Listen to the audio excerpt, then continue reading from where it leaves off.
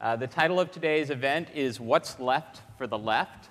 Rebuilding Progressive Politics. It's got a kind of hopeful and less hopeful side to it, I guess.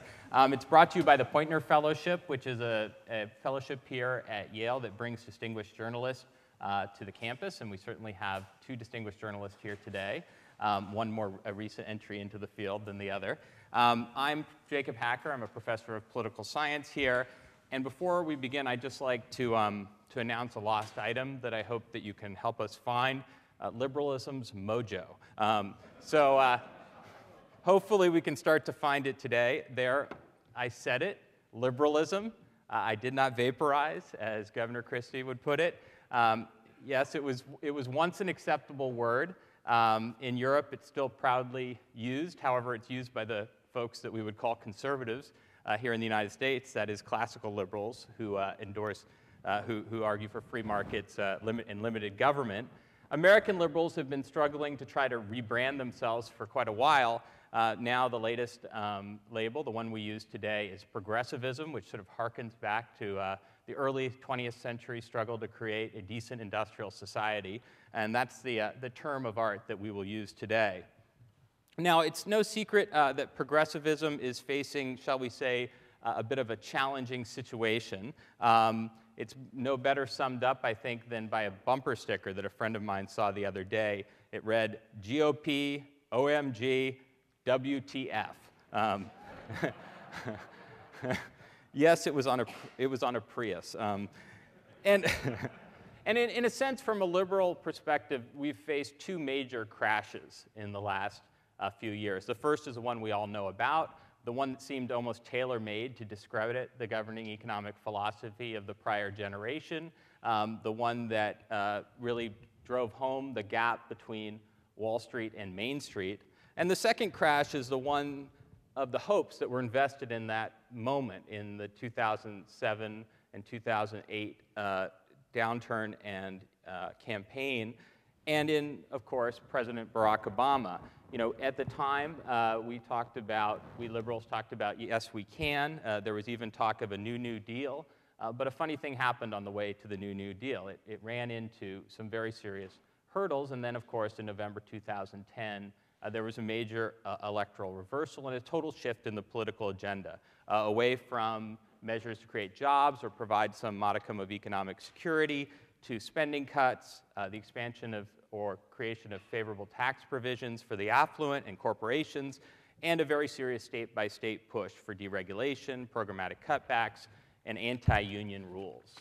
So today we're going to talk about what explains these developments. More important, we're going to talk about what they say about the future of progressivism in the United States. We'll ask what extent they reflect the poor strategies of Democrats or the savvy tactics of their opponents. Alternatively, we'll talk about to what extent they reflect structural difficulties in American politics. For example, the imbalance of organizational might between ordinary Americans and the affluent and corporations, or the difficulty of achieving supermajority support for new policy initiatives in an increasingly polarized Washington where the filibuster reigns supreme. We'll ask what role the media plays in this story. We'll ask whether progressivism has to recast itself for a new era. We'll ask if it can win over middle-class voters and what its key goals should be going forward. So those are some pretty big questions. Fortunately, we have a very able group of panelists. The first is Howard Dean. He was governor of Vermont for 12 years. You may also know that he ran for president in 2003. After his run, he became chairman of the Democratic National Committee.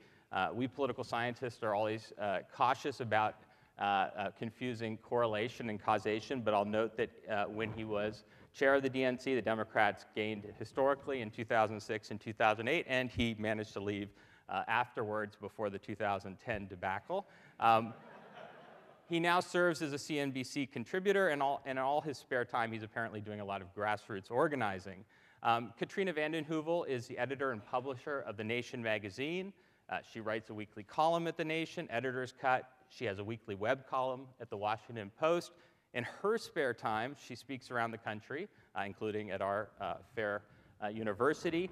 And as she charmingly puts it, she does some TV. And then finally, Daniel Hornung is a Yale College junior and president of the Yale chapter of the progressive undergraduate organization, the Roosevelt Institute. In his role as president of Roosevelt, he oversees the progressive think tank's 6 domestic and international policy centers. He has no free time. So let me just say a few words about our agenda. We'll be going until around 5:30. After some brief opening statements from each of our panelists, we'll talk for about a half an hour among ourselves. I'll be moderating about some of the challenges and opportunities of progressivism today. Then I'm going to open it up about 45 minutes into our program. I'll be opening it up to a discussion among all of us. There are microphones in the audience. You can see there are 2 here. Please step up to them when you ask questions. And I have just 3 requests to make before we move to the statements of our panelists. The first is, since this is a very contested subject, I hope we can speak about it in a civil way. Putting that aside, I will also just ask at a minimum, second, that you, when you come up, you actually ask a question. It's always useful. And then finally, if you have a cell phone, and I guess who doesn't these days, and you've brought it with you, if you could silence it for the remainder of our forum, I'd really appreciate it. So with no further ado, let me turn the program over to Governor Dean. Thanks very much.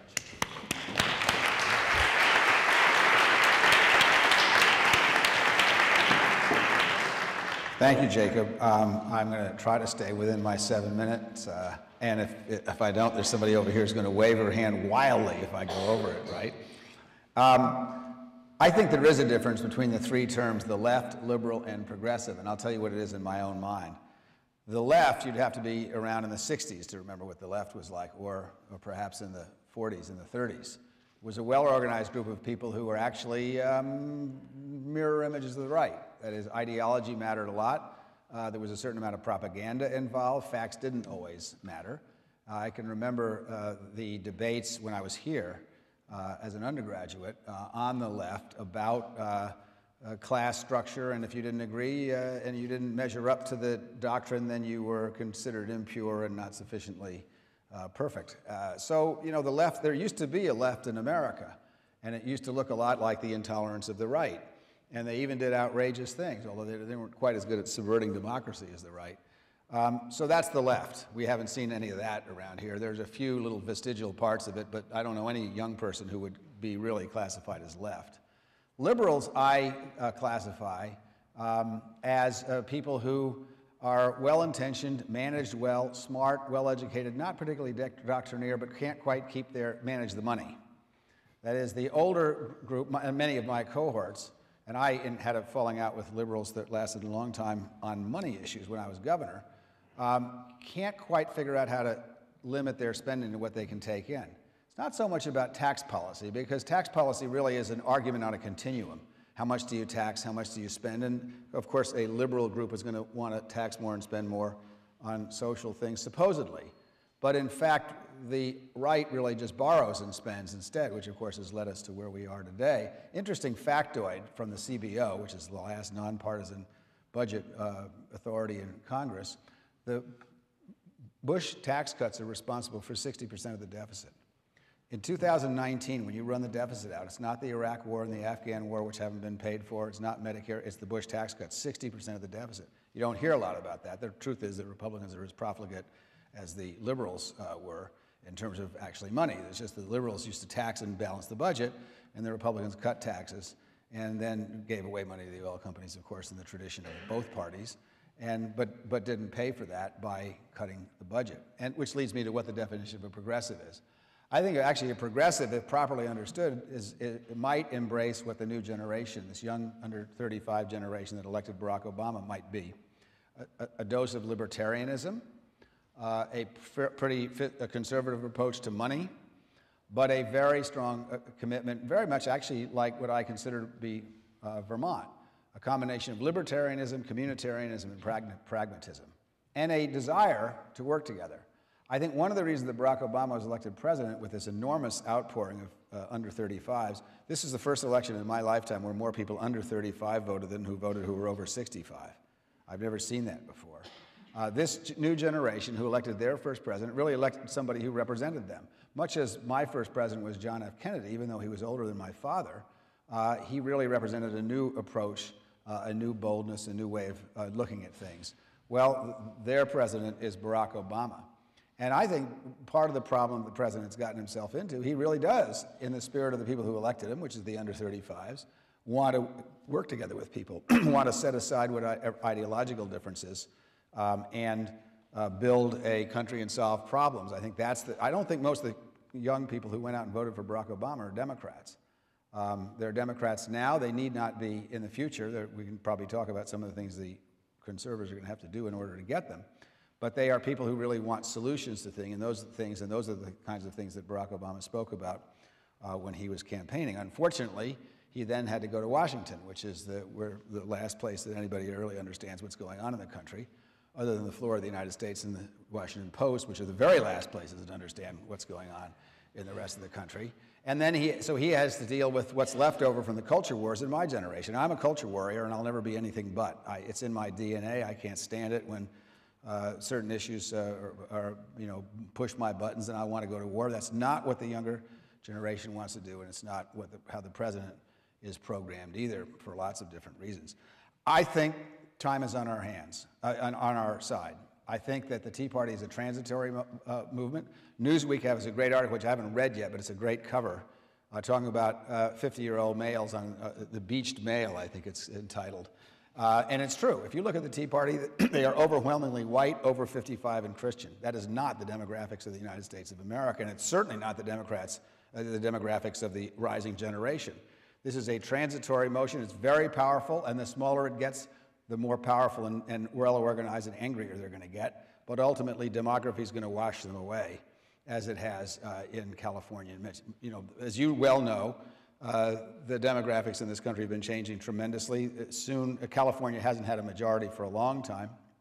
They have 5 pretty substantial minorities and then a whole lot of other ones, as most cosmopolitan places do. So every morning, folks who have grown up thinking America was a certain way and the people that ran America looked like them are reminded on morning television that in fact somebody else is in charge that doesn't exactly look like them. Although most younger people think that the president does look like them, and he does. He's the first multi-generational or multicultural president put in by the first multicultural generation in American history. So I think the time is on our side. I think we're going to end up not being more fiscally conservative as a result of progressivism, and I think we're going to be extremely libertarian and much more tolerant of other people. This is not, by the way, a tolerant generation. This is an inclusive generation, and it's going to have an enormous effect. I suspect that 2010 was the first huzzah for the Tea Party. 2012 will be the last huzzah for the Tea Party.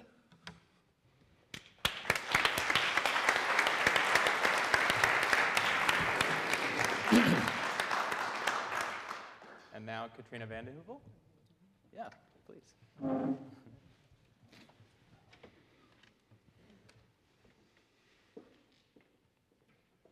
you. Time is on our side. I come here with grounded realism and determined idealism, which is what I try to work with day in, day out. I do see, in the context of our history, this country... Katrina, I think maybe this needs to be switched on. I'm so used to having an earpiece in my ear that the mic didn't... and you actually don't need this microphone if you don't. The long struggle between reform and reaction in this country has been part of our history. But I think this is a moment, and I don't want to quibble with the good governor about categories, left, progressive, liberal. I do think there is a left, and it's a left that is about a politics, but all liberal, progressive left, about a politics of decency, of dignity, of real security that does have to grapple with what Governor Dean spoke of in terms of the libertarian strain in our country's history and tradition. And I think there is a strong strand of community and localism that is there to be built on, to expand our coalitions and our communities, because I think we need to develop coalitions with people who might not be our natural allies in transpartisan ways. To pick up on Jacob's work, I think the society today, as Governor Dean said, is more socially tolerant, inclusive. The demographics are on our side.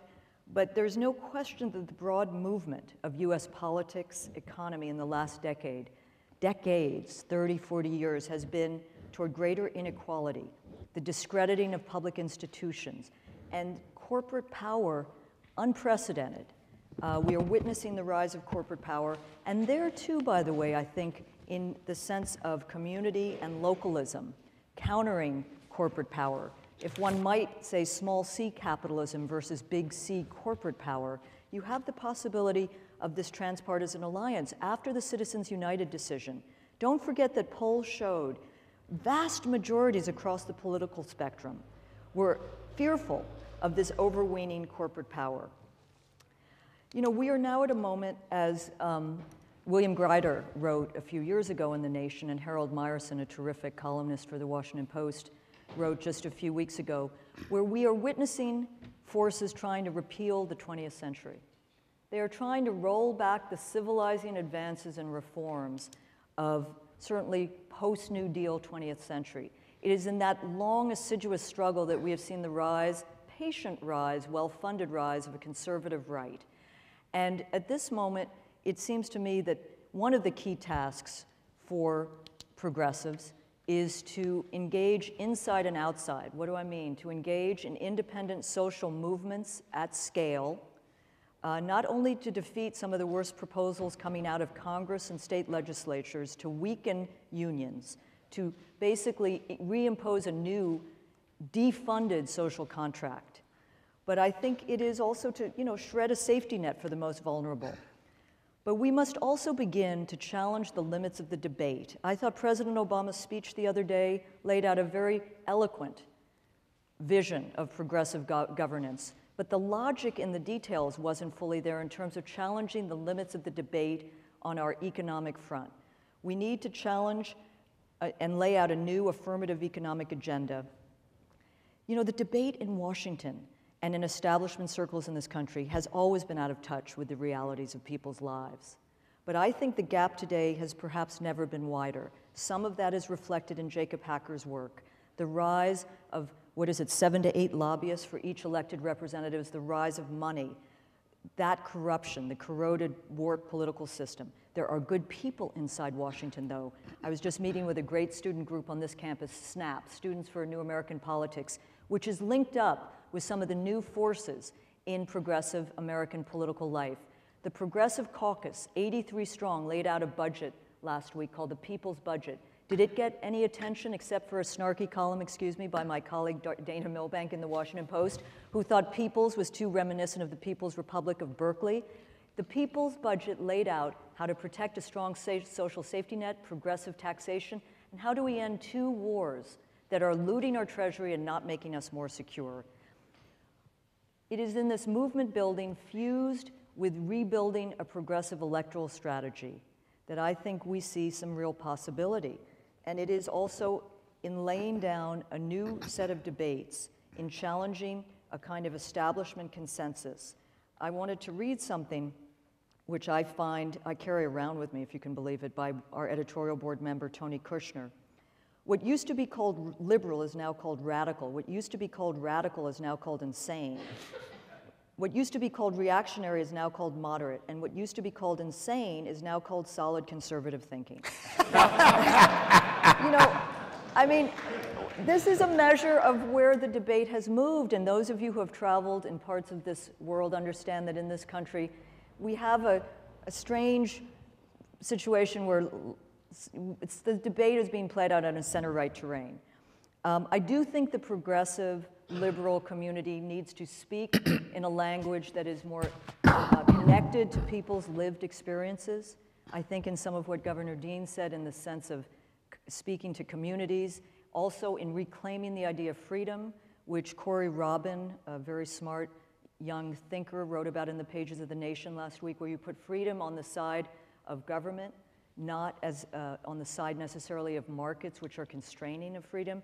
These are first principle ideas that need to be engaged because we are in a struggle of ideas. We are in a struggle to expand the debate in our country. We are in a struggle now to reclaim the 20th and move into the 21st century in smart, bold ways. And I think it's going to demand a younger generation, and here I am because I think Governor Dean is right. If you look at the Tea Party, and hell, I'm proud of my husband. He has a great Medicare card, Social Security card, and may I say that Social Security is a contract between workers and their government. It is not an entitlement, and it should not be used in the same sentence as deficit. But I do think the future lies with young people, with the changing demographics of this country, not with a Tea Party, which is confused, by the way. 70% the other day said, "Don't touch my Medicare," reprising the summer of 2008. And we have made some progress. I could talk more about a group that was seeded out of the nation called US Uncut, but I do think on tax day 2011, the narrative was a little less about the Tea Party and a little more about how we need a fair share of politics, demanding that corporations pay their taxes and that the very richest in this country pay their fair share. And in that shift is the possibility of a new politics that we need to keep driving into the debate, into Washington, into states, and into communities around this country. Thank you.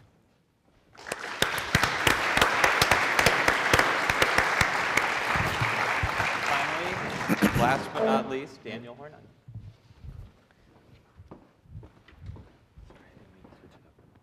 So I just want to begin by thanking you, Professor Hacker, and thanking the Poynter Fellowship for inviting me to participate today. It's a real honor to be here among such leaders in the progressive movement.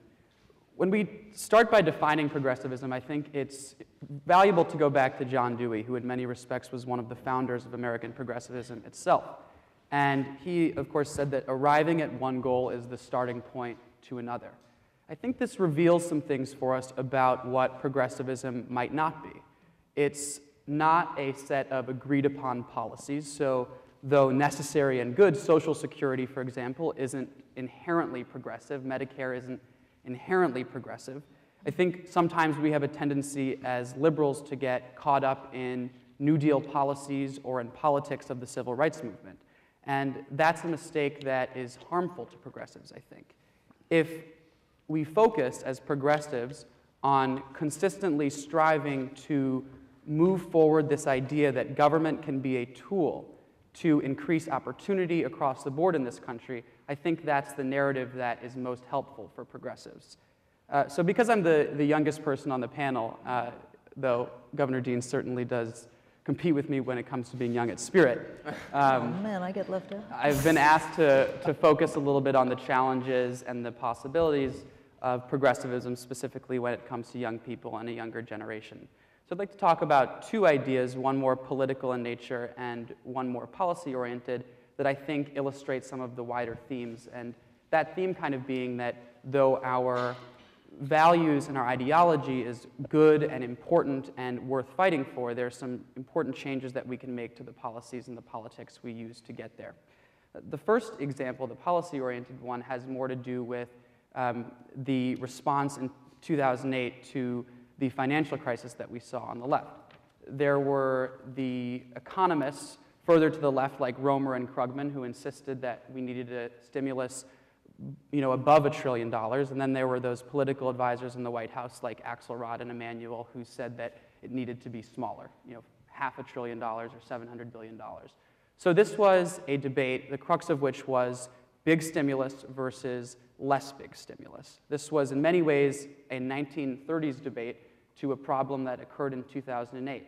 Very few in the policy-making circles on the left in the White House and in Congress said, hold on a second, the money multiplier might be smaller than it was in the 1930s and the 1940s. We spend less money at home and more money abroad than we did then.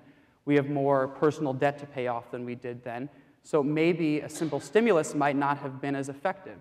Maybe we should be working to put money in the pockets of small businesses and medium-sized businesses that are actually creating jobs in this country. And because of this, we saw what we now know was largely a jobless recovery. So I think it's going to be the role of our generation to move the left forward on policies past a kind of New Deal era of policies to policies that are consistent with our vision but that are appropriate for the 21st century. And the political issue that I want to focus on, and there are really so many issues about the changing landscape that we could talk about, but I think one that's particularly interesting is this idea that In our younger generation, we are emergingly more progressive or libertarian on social issues, as Governor Dean said. People our age are more likely to be in favor of gay marriage. They're more likely to be in favor of abortion rights, in favor of legalization of marijuana, just to name a few. But something that's a surprise to many is that our generation also tends to be more religious than our parents' generation was. We are more likely to attend worship weekly. We're more likely to believe in God. And I think that presents a really interesting opportunity for the left to really shift what has been a dialogue that is both divisive and difficult for progressives to navigate to one that really unites the values that religion teach many of us, the values of compassion, the values of acceptance, the values of tolerance and inclusion, with those emerging social issues that are more and more popular today. I think that would be both productive for progressives politically, but also would be productive in moving forward a discourse that many are disappointed with on a daily basis. So those are just two examples, one political and one policy-oriented, that I think begin to illustrate some of the opportunities facing progressives when it comes to young people today, and I look forward to discussing more of them later on. Thank you, Daniel.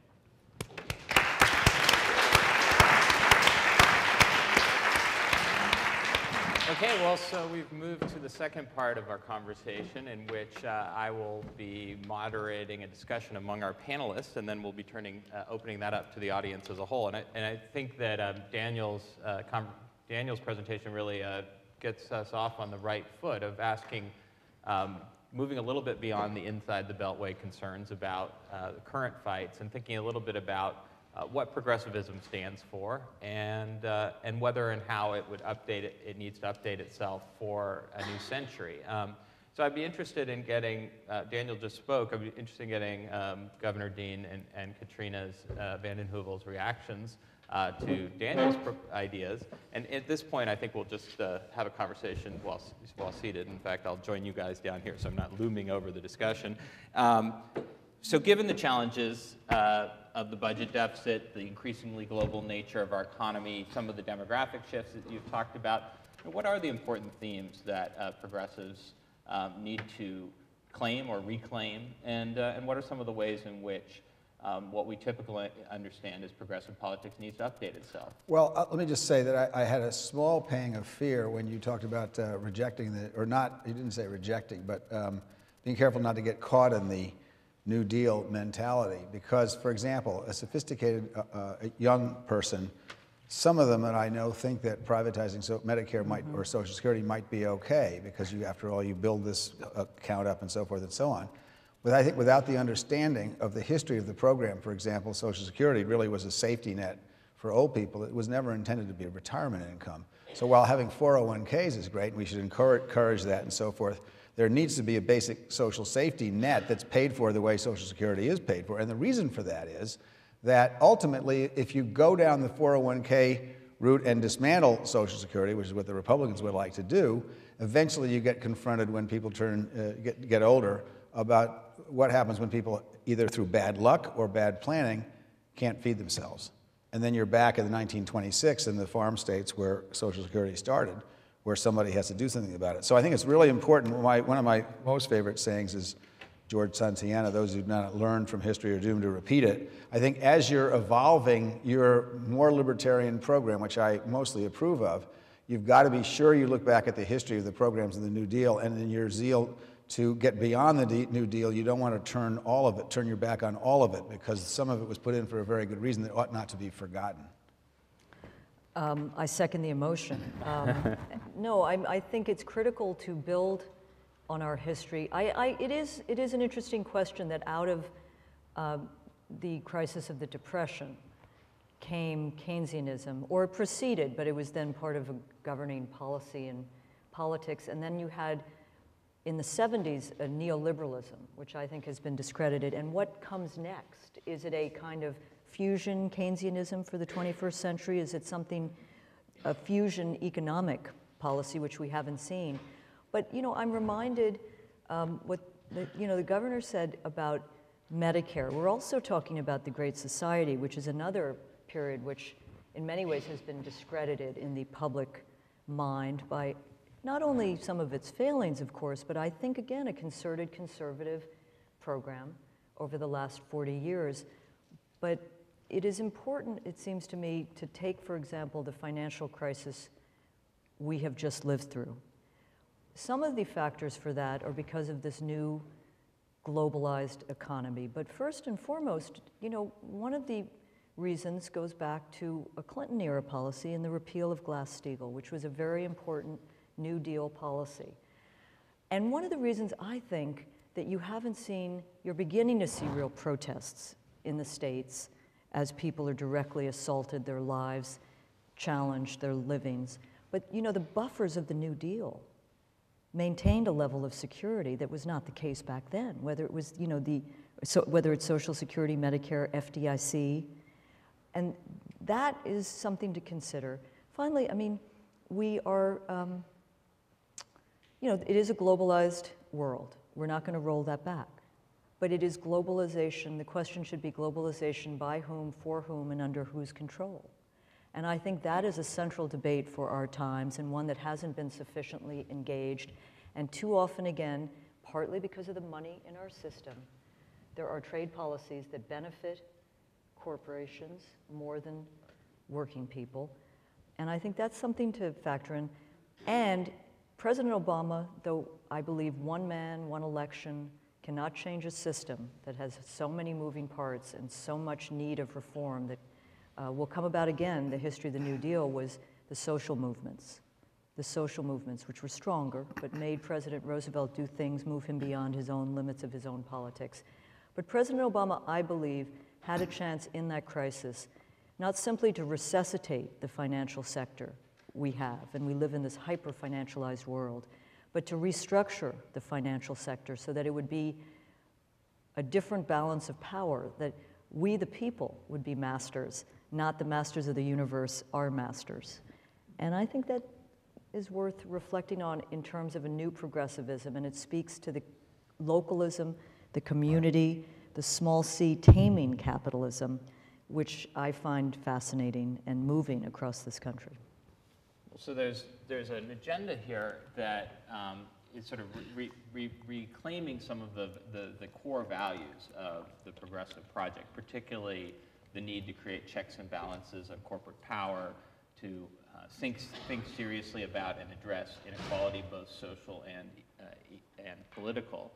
But obviously, in the current context, the two responses that are most often thrown at those who offer such sunny future visions is one that we as a nation cannot afford to maintain the kind of social contract that we've established over the last 60 years. And a second argument that often lurks behind that one, especially when one tries to point out the budgetary possibilities, is, well, even if we would want to, that what progressives are selling isn't, the public is not buying. And so I wonder if we could speak to both of those subjects so close to the current debate today. First of all, what you mentioned, Governor Dean, the need for a more fiscally conservative progressivism, or rather that progressivism was a fiscal conservative version of liberalism to some extent. And so I'd like you to elaborate on that a little bit. And then I wonder if, Daniel, you could come in and say a little bit about how you see the current debates about the future of the social contract, particularly given the centrality of programs for the aged, Medicare and Social Security in those debates, and whether young Americans feel as if there's a place in that contract for them, and what would be the place that progressives could offer if the central ideal is, as Katrina said, that government's on the side of ordinary Americans. So, Governor Dean. Well, I would just say fiscal conservatism has nothing to do with conservatives. Mm-hmm. There are no conservatives who I know that are seriously fiscally conservative, except perhaps people like Ron Paul, who has his other deficits. But I mean, the people who say they're conservatives aren't conservative at all. They don't hate deficits. They foment deficits. They cause deficits. They cause deficits by outrageous corporate giveaways, which is the oil companies and others.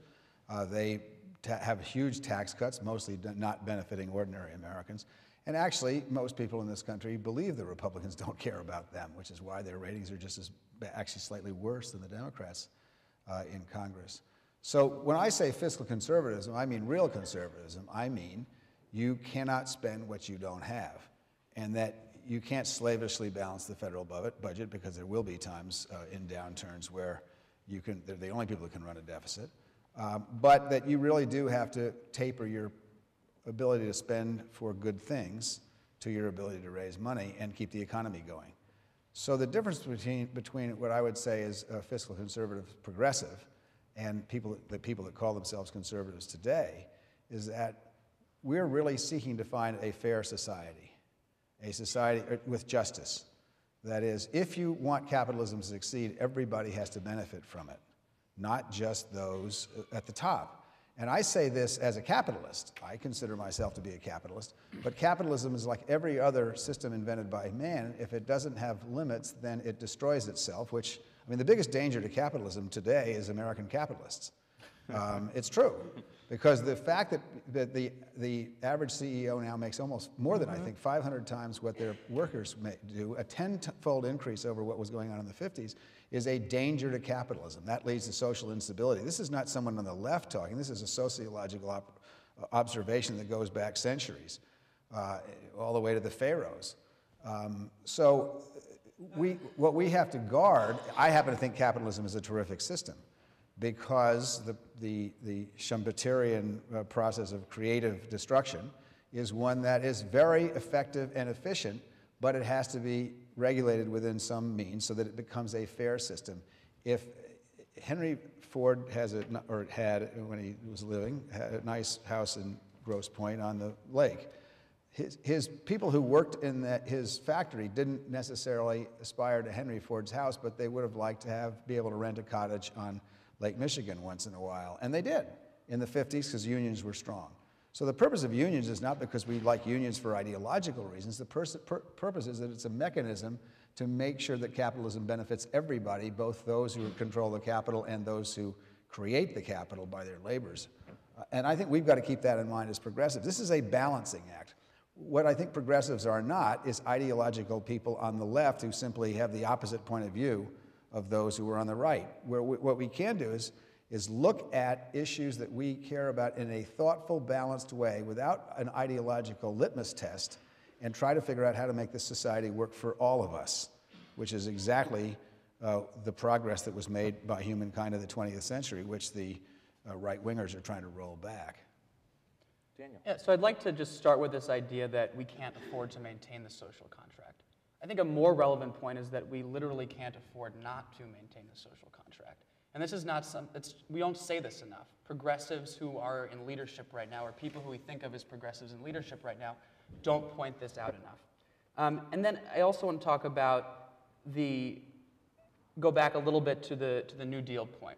Because when I was talking about moving beyond some New Deal policies, I think it's important that every time we have that discussion, it be about moving past the policies but maintaining the values of the New Deal and maintaining the protections and the structures that we have.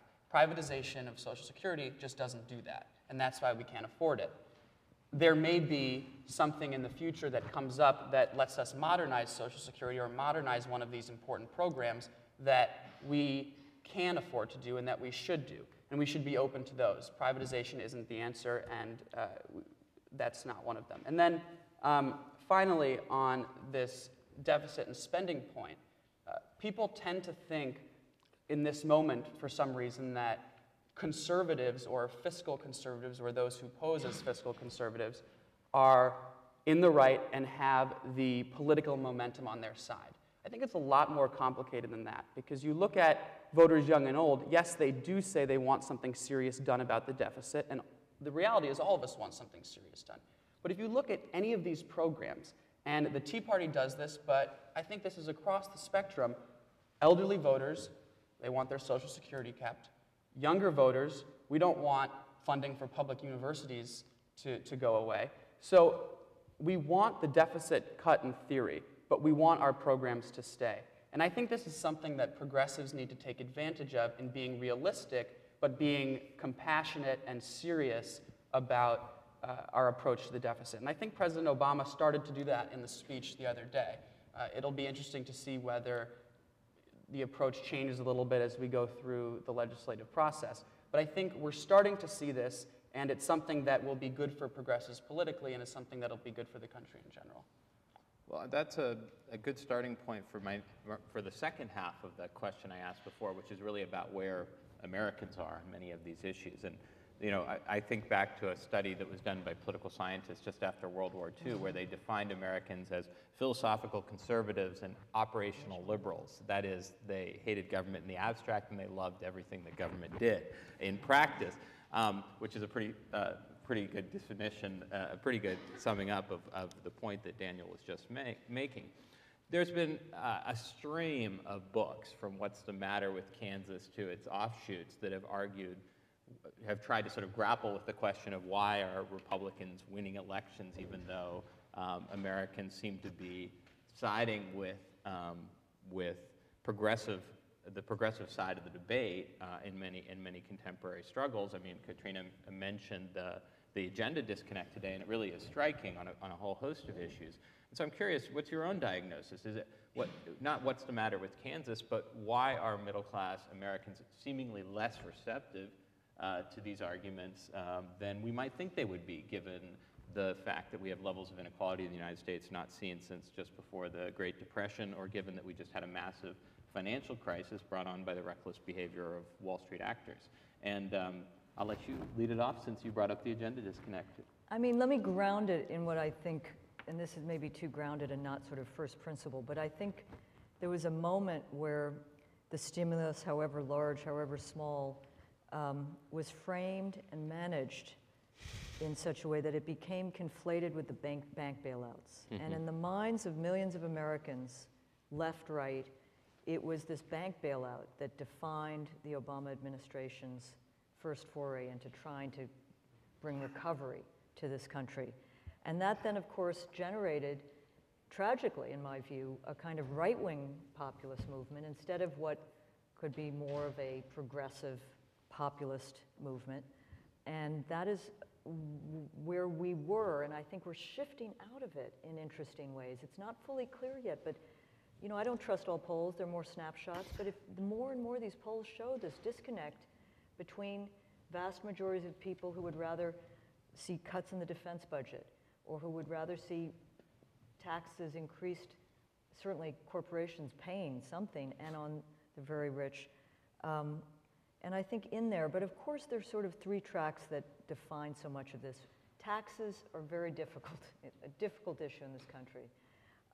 I think one needs to do a lot to reconnect the purpose of taxes to the essential services people are receiving. There has been this disconnect in that area. Regulation. I think much of the rights campaign has been to roll back regulations. I saw, you know, the story on rolling back environmental regulations, all kinds. Elizabeth Warren has been a very eloquent, powerful, common sense speaker about the role of government and regulation in people's lived experiences and lives. And that is critical, to ground it in food safety, in clean air, in credit card debt, in not allowing these for-profit colleges to rip off people. So, and that then finally relates to the role of government. In this libertarian streak, there are people who say, don't tread on me, but there's a role for government that may be not on your back, but on your side. I come back to that. And it becomes more difficult because we sit here, it's the BP first year anniversary, and we see in some of these agencies which were designed to regulate and check the power of corporations, that those very agencies have been captured by the agencies they are designed to regulate, and that is where, but I think there's the possibility of fairness, of moving forward to explain to people that there are different kinds of capitalism. I kind of disagree with the governor because I think we're living in a moment, I agree and disagree, we're living in a moment of crony capitalism, not a small c people's capitalism. We're living at a moment of a democracy deficit, which is far more critical, in my view, than the actual deficit hysteria. And I would disagree. I mean, I think we are a very rich country, and this mantra, we cannot afford, has so colored our debates that the imagination needed to see a different way forward, an alternative, is going to take a lot of work on the part of progressives, ideas, what you're engaged with, and in movements. I think there's an opportunity to cleave off small businesses. The Chamber of Commerce no longer represents small businesses in this country. And I think there are alternative, enlightened business people that could be allies in enlarging a constituency that needs to be enlarged. First of all, let me recommend a book to you by Drew Weston, who's Yeah. a neuropsychologist at Emory, called The Political Brain. And I think this is a central problem for us and why Democrats can't message. Truth is, everybody votes their emotions. We just don't admit it on our side. Drew says you should never go to a focus group because they always lie. Now, they don't lie because they set out to lie. They lie because they believe that they have a cognitive explanation for why they vote, and it's emotional.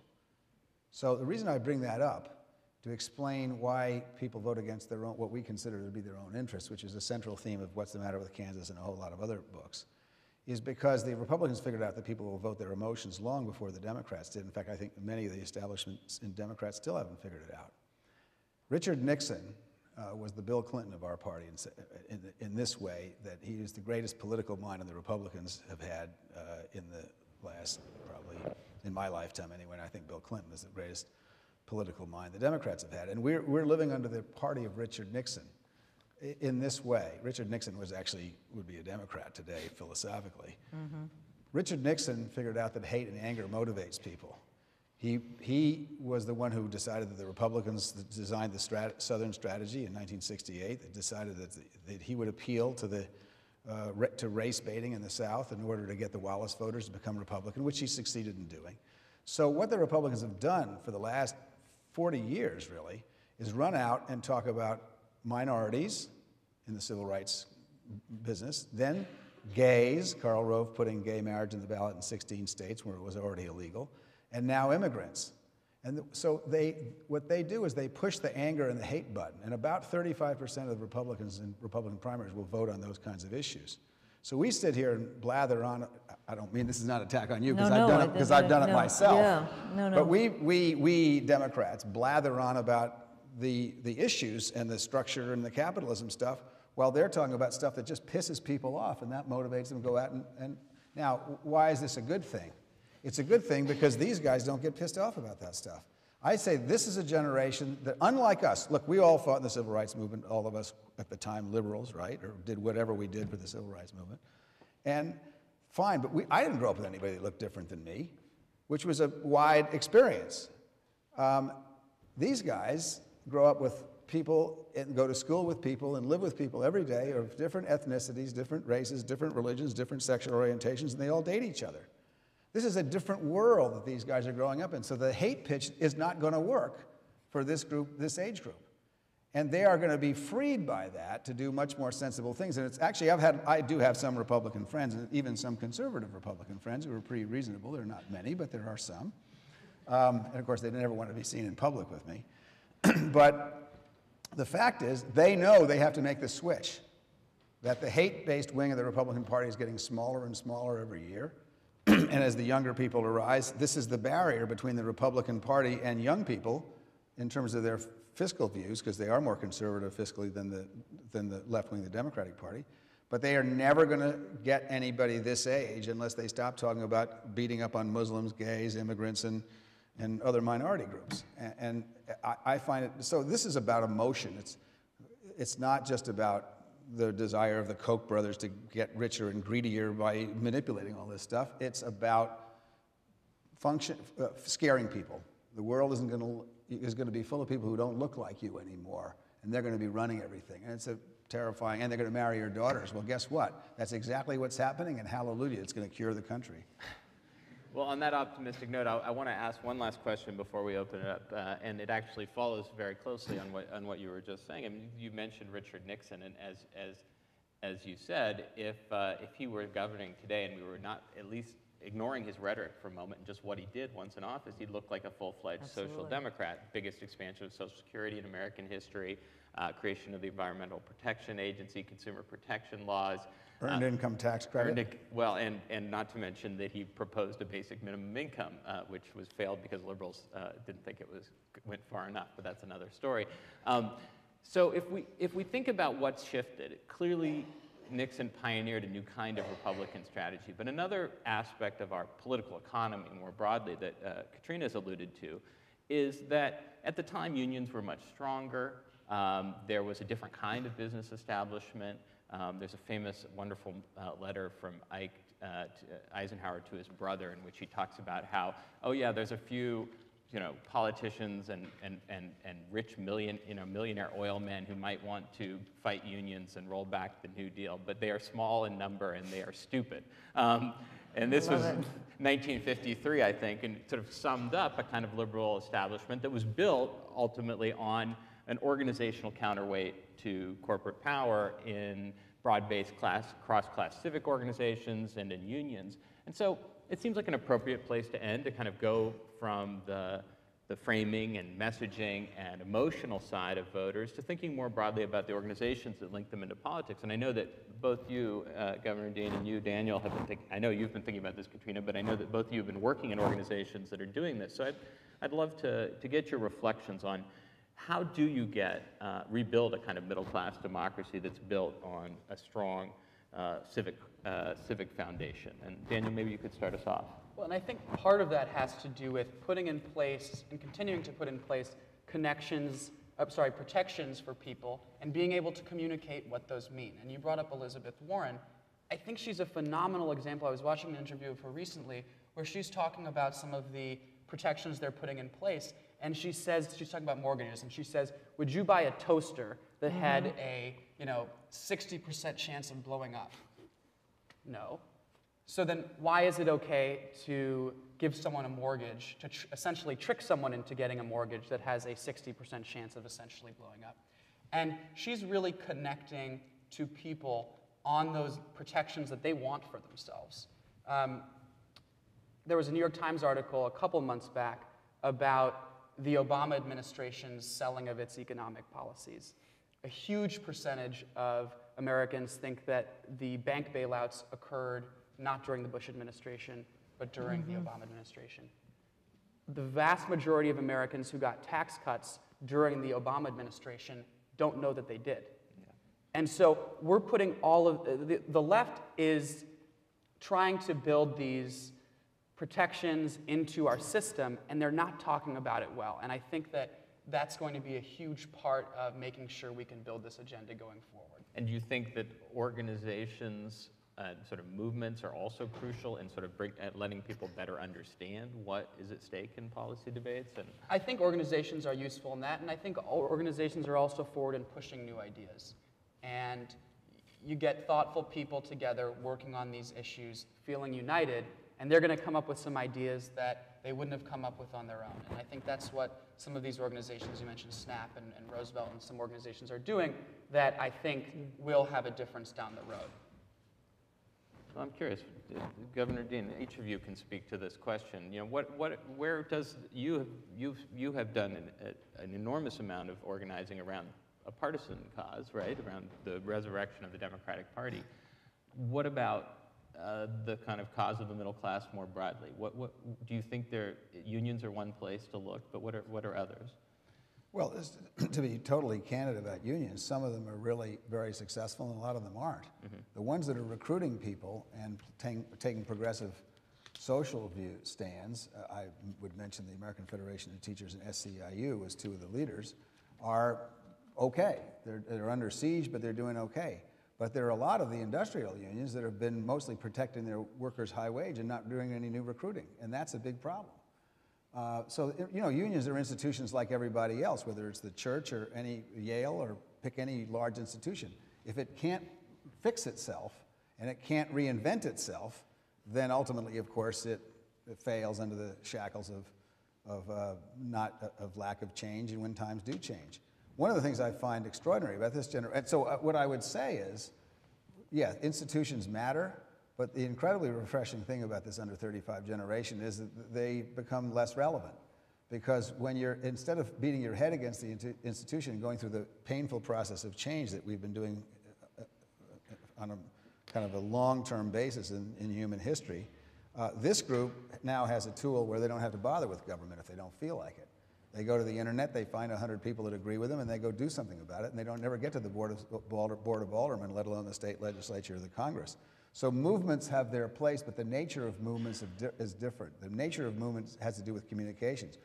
When I got to the DNC, we basically had no network of high tech to speak of, although we had a terrific new building, thanks to Terry and all the things we needed mechanically, but none of the computer stuff. So the network we built was not about getting everybody to give money in an efficient way. It was about essentially a decentralized network with the message. And the message was okay, but it wasn't unified because every little fiefdom in Washington wanted to have their own way of doing things. And as long as you do that, you can't have a unified message. What we did do, though, was, and thanks to Barack Obama, was a terrific candidate and had Dave Plouffe, who I think is the best political operative that I've ever known and ran the best campaign I've ever seen. We did have a sense that for this generation, the decentralization that comes with using the net, the kind of freedom to morph ideas and to not necessarily test them and to put them out in the marketplace is a huge step forward and a huge difference, and it's made possible by the invention of the internet. And the last thing I'd say about this is enormous. It is, I agree, I feel terrible some days about the corporate power and all these things, but look what's happened to the media. More than 50% of people your age get their news from Jon Stewart or the internet. Because the media, we all agonize in our age group about the, Fox and all this kind of stuff. They're irrelevant. For these guys, they just find their own news sources. Now, we better have a pretty good education so you can tell the difference between what's not true, right, which is about 50% of it, and what is true, which is the other 50%, and how you tell the difference, I'm not sure. But everything is changing. And this business of movements is very important, but movements themselves, the nature of institutionalized movements is going to be so different than it was when I was here and we were organizing for these guys, because the tools have changed so very, very much. And I actually think your generation's thinking is sculpted as much by the internet as you sculpt the internet. I respect Governor Dean, but your campaign was extraordinary, but it still needed you. It had the internet, but it needed you. What I mean is, I'm not an internet evangelist, though I do think the power of the internet, as we've seen from Cairo, Tunisia to Madison and beyond, is very, very important. But you're still seeing a media, a mainstream media, and I'm not even talking about Fox, which a majority for now, people get their news from that. And that is truly the downsized politics of excluded alternatives, with some exceptions on MSNBC, which is opening up a little bit of a radar. But it's still very much within an establishment and the kinds of sources, voices you hear. I think you still need a kind of restructure. This is where I do think you need a new kind of labor movement. The obstacles to building a vibrant labor movement as it's currently defined are tough. We need new kind of open source unionism, and that's where the internet is also valuable, but you need people on the ground. I still think you need, as the Christian right had people in the churches, you need people in the 21st century equivalent of labor halls and in the streets, as well as on the internet. On the young people, never forget, the social mobility in this country, and I don't mean to be Debbie the Downer, it has really broken down in many ways. It really has, along tied to the unprecedented inequality, the stagnant wages, the assault on the middle class.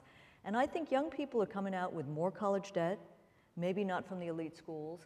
I think the educational system in this country needs modernization and a revamp. So I think it's not fully clear to me that you may not have a younger generation, which is going to face a jobless recovery, student debt, and all kinds of mobility issues. But the media is a real obstacle in this country. I agree, more and more people get their stuff on the internet, but a lot of it, Governor, is still aggregated from the top websites are still the main news corporate sites.